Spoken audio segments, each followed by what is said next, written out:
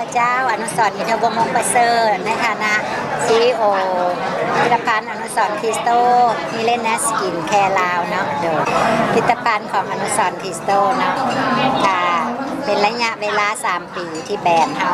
เดินทางมาเนาะแต่ก็ยังบ่หยุดยั้งสิเดินทางไปตลอดเพราะว่าการเดินทางของแบรนด์นี่บ่มีวันสิ้นสุดเปรียบเทียบก็คือกันกับการแล่นมาราธอนนั่นแหละเนาะโดยไปเรื่อยๆบ่หยุดแล้วก็ชาร์จแบตเตอรี่เพิ่มแล้วก็พัฒนาต่อเพื่อสิคัดสรรสารสกัดอย่างดีมีคุณภาพมาให้ผู้ชมไส้ทุกคนเนาะวันนี้ครับก็อยากแนะนำสินค้าใหม่เนาะนั่นก็คือบูสเตอร์ครีมสูตรใหม่สารสกัดนำเข้าจากฝรั่งเศสและอิตาลีเนาะโดยเฉพาะบูสเตอร์ครีมมันจะมีสารพิเศษช่วยให้ผิวพรรณชุ่มชื่นช่ำวาวเนาะหน้าเด็กเด้งและก็ชะลอการแก้ตัวการเหี่ยวของผิวหน้าเนาะเห็นผลไวก็สูตรเก่า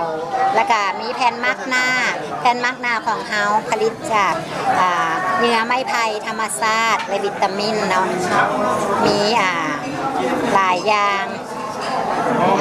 เฮาอยากขอแนะนำเนาะนอกจากนั้นก็ยังมี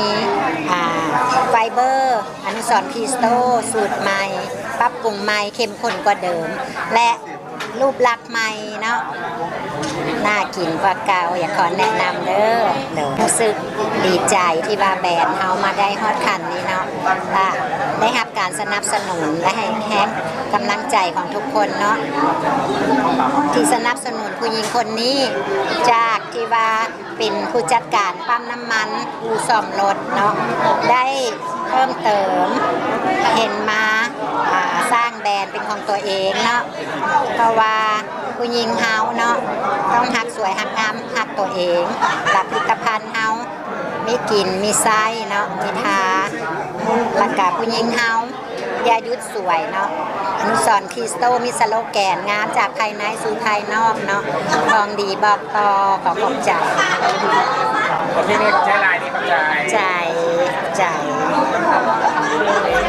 ลาวโฮมอสังหาริมทรัพย์ห้องเสื้อไมสไตล์